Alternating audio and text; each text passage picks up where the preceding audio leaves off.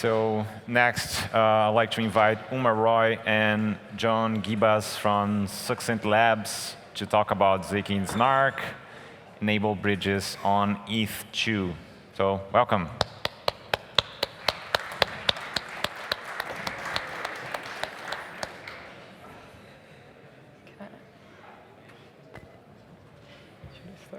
Is it connected to this? No. Okay. Hello, my name is Uma, and this is John, and we're presenting on succinct verification of consensus with zkSNARKs. OK, so let's start with an overview of the multi-chain and cross-chain landscape. Over the past few years, many different blockchains have come online that lie on different points of the trade-off curve in terms of throughput, security, decentralization, and transaction fees, including Ethereum and also our friends at Gnosis, which have Gnosis Chain. So as the number of applications have grown across the different chains, there's been a lot of user demand for interacting between these chains. And in particular, users often want to transfer assets from one chain to another. And currently, builders are exploring interesting cross-chain use cases that go beyond just asset transfer. A large selling point of crypto versus the previous generation of internet applications is trustless and permissionless interoperability. And in the future, if users do want to use multiple different decentralized settlement layers, it's important that these blockchains can communicate with each other in a secure, decentralized, and permissionless manner. And because of this, we think bridges are very critical infrastructure in the space. So what does the state of bridging look like today? Currently, to meet user demands, the solutions for cross-chain communication and transferring assets between chains is through extremely centralized entities. The vast majority of L1 bridges are built on top of centralized multisigs, where a multisig controlled by a set of trusted parties signs off on deposits and withdrawals between different chains. And we think it's kind of a travesty that cross-chain bridging, where a tremendous amount of monetary value flows through, is a weak link of decentralization in the entire space. And not only is this ideologically bad, it has real consequences. These centralized solutions make really strong trust assumptions, they're censorable, and empirically, they've been much less secure. In the past, there have been a lot of bridge hacks over the past year, each in the hundreds of millions of dollars, that have resulted in over $1 billion of lost user funds. And not only are these hacks bad for the users, it's actually bad for the entire space in general. It reduces the credibility of the entire space, and it has downstream consequences, like regulation. So I've talked a lot about why the current state of bridging is far less than ideal, but let's start talking about solutions.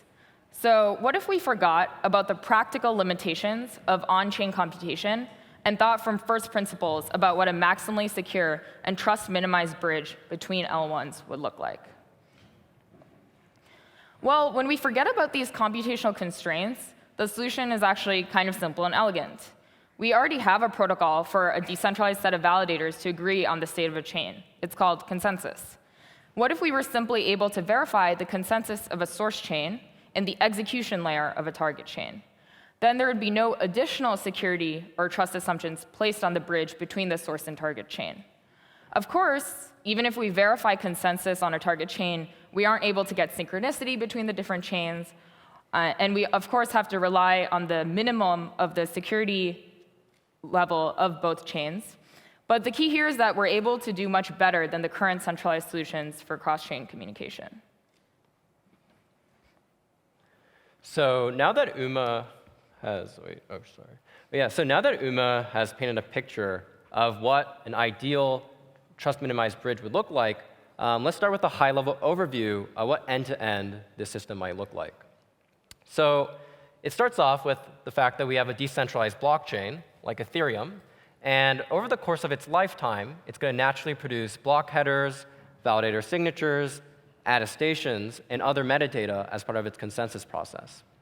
And normally, this information gets propagated to other validators on the network to perform consensus. But what we can do is we can also propagate this information to a smart contract running on another blockchain, such as Gnosis Chain. And inside this smart contract, we can re-implement the logic that an honest validator runs to verify consensus and agree on state. And the reason why being able to verify consensus in a smart contract is extremely powerful is because it essentially allows you to run a light client, where inside the smart contract, we can keep an append-only list of finalized block headers. And inside these block headers, we have access to state roots, which are essentially Merkle tree commitments to the entire state of Ethereum, including contract state, how much ETH I have in my balance, all the transactions that have ever been included in a blockchain, and all events that have been ever emitted. And we can essentially trustlessly know this information by providing succinct storage proofs, which we can query against these Merkle roots. So why hasn't this been done before? Well, the problem, as Uma mentioned, is that implementing the logic that an honest validator runs to verify consensus is extremely expensive, especially with proof-of-stake systems. So in particular, with Ethereum, there's two big challenges to implementing this inside a smart contract. The first problem is that Ethereum has a very large number of validators. There are constantly validators entering and leaving the network. Their stake balances are often changing. And to provably know that consensus has been verified, you have to keep track of all this information, which is a lot to keep track inside a smart contract. The second big challenge is that currently, the execution layer in EVM-based chains don't support the elliptic curve used for signatures by Ethereum 2. In particular, there's this BLS 12381 curve, which is used for the signatures, and there's no precompiles for it, which means that we have to implement this in raw Solidity, which is extremely gas expensive. So the Ethereum developers actually know about this. So they developed essentially a consensus protocol, which is meant to be easier to verify. And the way they make it easier to verify is essentially by reducing the 400,000 validator signatures you have to check to a random subset of 512 validators, which are chosen every 27 hours. And these validators do essentially what you think they do.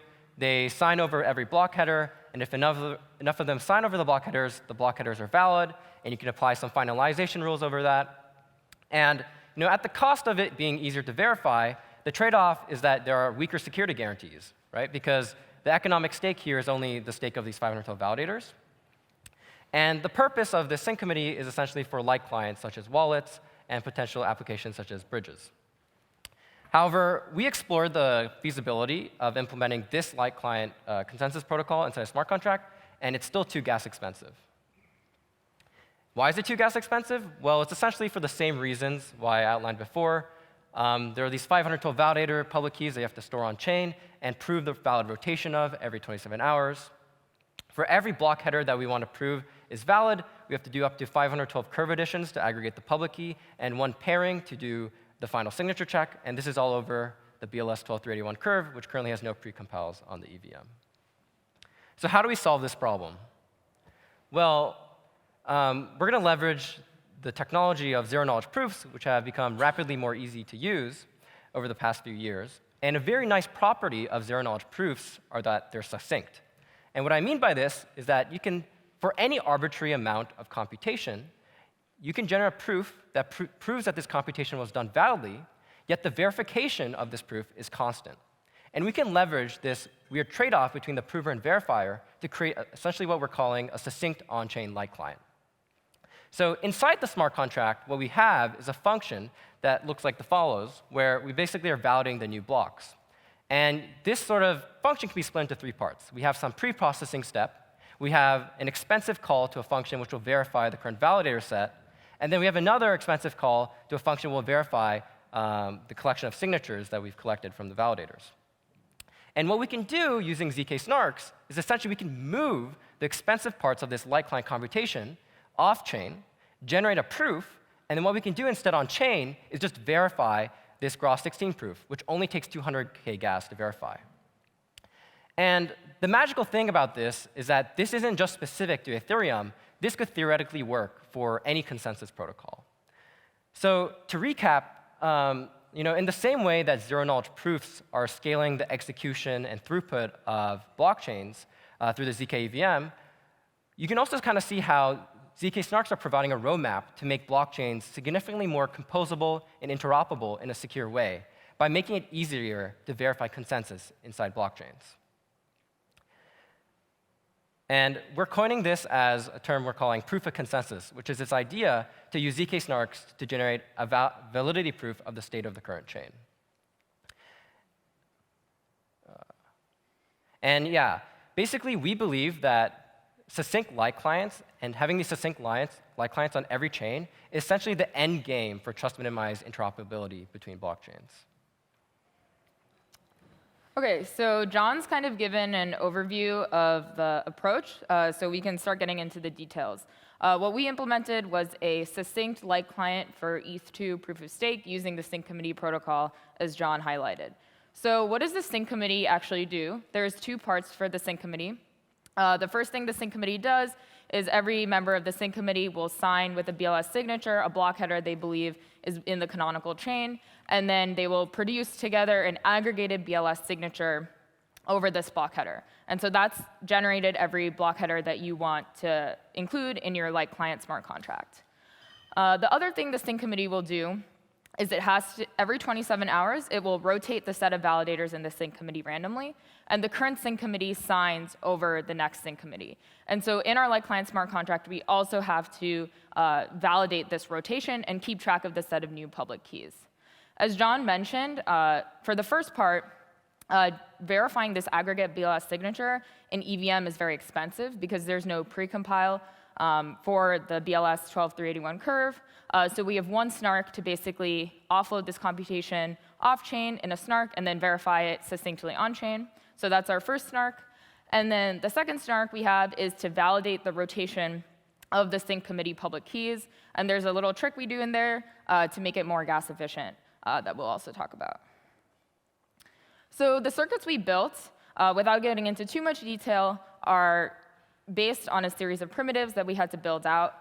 We built these circuits in CIRCOM, which Jordi, the previous speaker, helped create.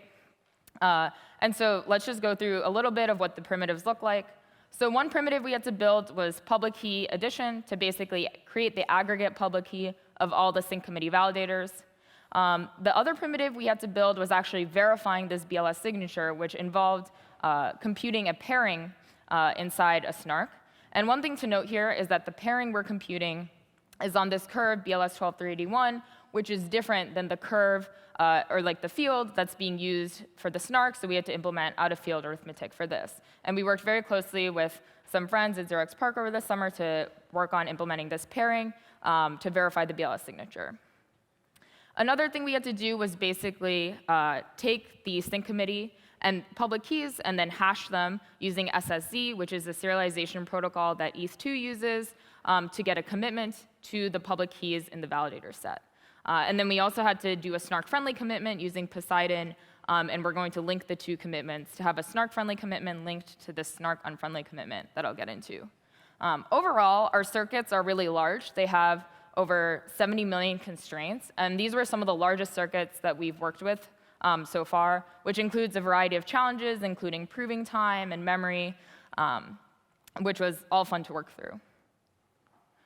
So to go into the trick I mentioned previously with gas optimization so that we don't have to store the public keys on chain, just to go over snarks very briefly, snarks have public and private inputs. And public inputs are in red, and they're bad because that means if we're verifying the snark on chain, we have to have the public inputs also available on chain, which results in like storage or call data costs. Private inputs are good because we don't have to have them on chain. So naively, if you were to implement a signature verification, you would have the aggregate signature as a private input and a bitmap of who's participated as a private input, but you need the header and all the public keys as public inputs, because you have to check the public keys actually belong to like the sync committee. But storing the public keys on chain is really expensive. There's 512 of them, and then they rotate every 27 hours. So instead, what we did is we just store a commitment to the public keys instead. So basically, we take all the public keys, we hash them, and then we only store like a hash of the public keys on chain, which is very cheap, and then we can make the public keys a private input. But we have to update this commitment when the sync committee rotates. So how do we update the commitment? When we're signing the rotation of the sync committee, the current validators sign an SSZ serialization of the public keys. So one thing you could do is just use this SSZ hash as the commitment. But the problem here is that SSZ is actually really snark unfriendly because it's basically just a bunch of SHA hashes, and it's really expensive to compute. And so what we realize is we can map this snark unfriendly SSZ to a snark friendly commitment using a more snark friendly hash function. And so what we do when we validate the rotation of the sync committee is inside our snark, we compute the SSZ commitment, and then we compute a snark friendly commitment, and then we just link the two, and then we're able to only store the snark friendly commitment on chain. And at a high level, what this does is it saves us around 70 million constraints in the header of verification snark, which is really great because it saves us a lot on proving time. And just some benchmarks. Overall, for our two circuits, generally both of them net out to 4 or 5 minutes of proving plus witness generation time. So in Ethereum 2, the finality period is on average around like 12 to 14 minutes. So on top of that, you have to maybe wait an extra 3 to 4 minutes for this light client to update. And we hope with newer generation proving systems that we can take down this proving time quite a bit.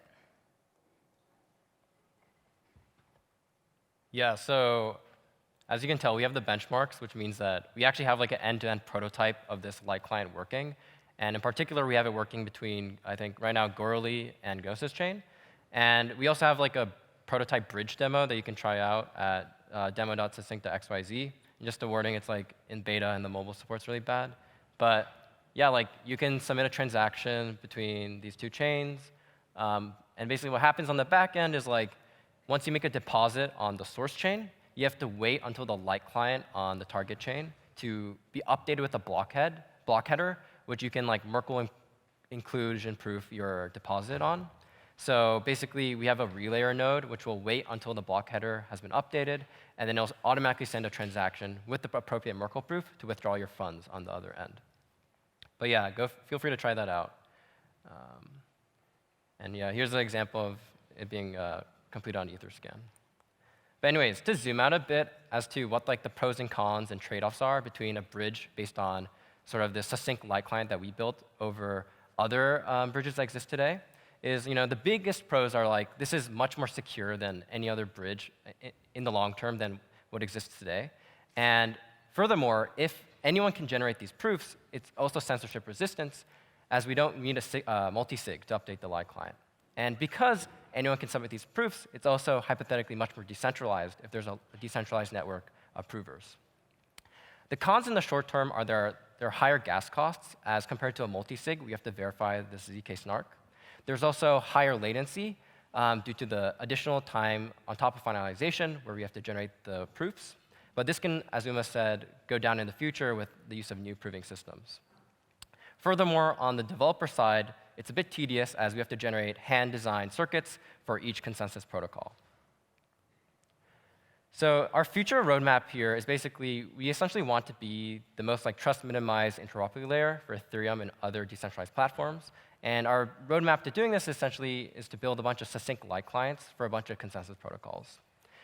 And furthermore, one thing we're interested in doing is zkSNARKing the full Ethereum consensus. So like we recognize that the sync committee only has 512 validators, but we think that in the short term it might be possible to scale our snark significantly more to handle all 400,000 validators on Ethereum, which essentially make this much more secure. And also, we're very interested in exploring other cross-chain communication applications beyond ERC20 bridging, such as governance, identity, gaming, and more. But anyways, yeah, this is still a work in progress, but a lot of this work was funded by Gnosis DAO and Xerox PARC, so big props to them. And yeah, we're also always looking for collaborators. If you have any ideas, please let us know. And yeah, feel free to follow us on Twitter as well. Thank you.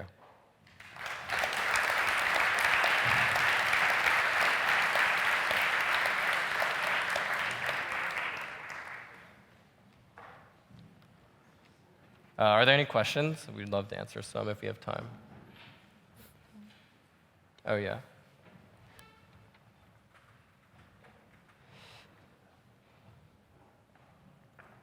Oh. Hello, thank you for this presentation and the amazing software you're building.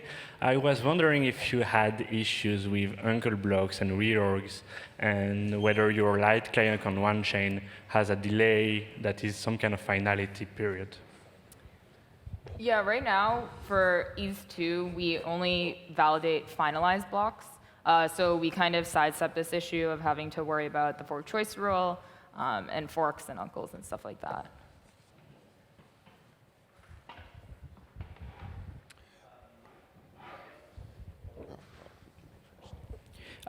I guess to follow up on that, if you were to run this on for other chains that are non-Ethereum chains, are weaknesses in the consensus for those chains, or would weaknesses in the consensus on those chains affect this? Yeah, as I mentioned, you only get the minimum of the, if you have a two-way bridge, you only get the minimum of the security, economic security of both chains. So, for example, if you're bridging from one chain to Ethereum and the chain has, maybe not that much stake or not that many validators and stuff like that, of course you're exposed to that. Yeah.